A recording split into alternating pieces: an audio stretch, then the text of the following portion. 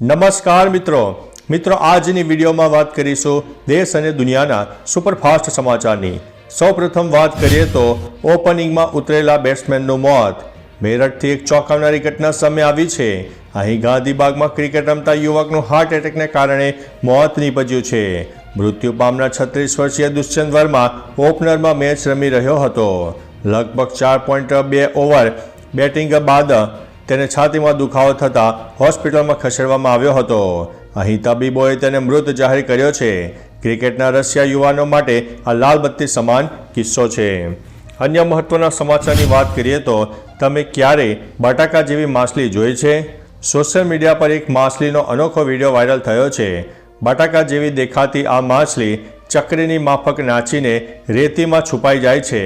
તેને કોંગો પફરફિશ કહે છે, જે પોતાને શિકારીઓથી બચાવવા માટે હવા અથવા તો પાણીથી તેના પેટને ફુગ્ગાની માફક ફૂલાવી દે છે।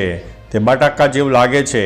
તેને જોયા પછી કોઈ પણ પહેલી નજરમાં છેતરાઈ શકે છે। તેને પોટેટો પફરફિશ તરીકે પણ ઓળખવામાં આવે છે। અન્ય મહત્વના સમાચારની વાત કરીએ તો ભારતે સંયુક્ત રાષ્ટ્રમાં ઠરાવની વિરુદ્ધ કર્યું છે મતદાન।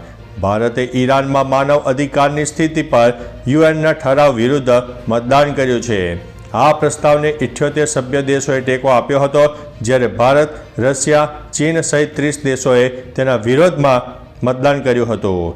ઈરાન પર યુએનના ઠરાવમાં ઈરાનમાં અસંખ્ય માનવ અધિકારોના ઉલ્લંઘન પર ગંભીર ચિંતા વ્યક્ત કરવામાં આવી છે।